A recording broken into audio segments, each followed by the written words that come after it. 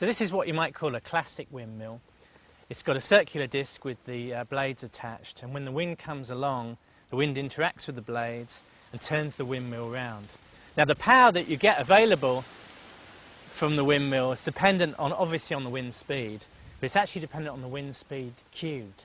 So if you double the wind speed, the power goes up 2 times 2 times 2, you get 8 times the power.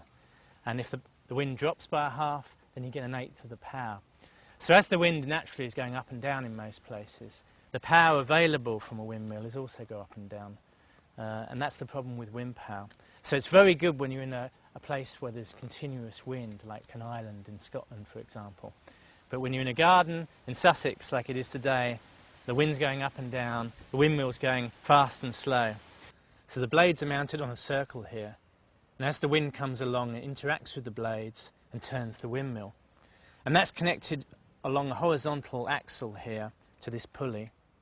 So as the wind comes along, it turns the axle, which turns the pulley, and that's connected to a generator down below, and which spins the magnets and makes electricity.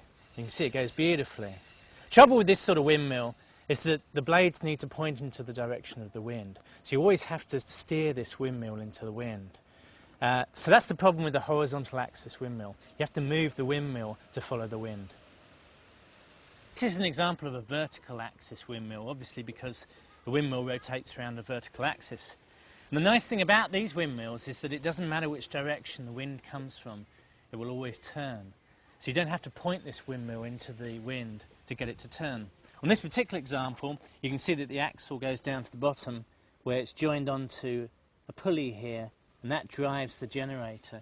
And you can see as I turn it that it's producing electricity. So it's a really nice way of generating electricity without having to steer the windmill into the wind. This is an unusual design of a windmill. It's called the flutter gen. It was designed by Peter Allen Sharp, a Californian inventor. And he wrote to me, and I built this prototype. Basically what you've got string attached to a lever here.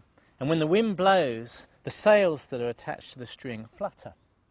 And they go down to here, and the movement of the string moves the generator and generates electricity. So we call it the flutter gen. And it's very, very simple. And again, because it doesn't matter which way the wind blows, because the sails just move and follow the wind. So the wind blows, the sails flutter, that moves the generator and generates electricity. So it's an incredibly simple way of making electricity from the wind.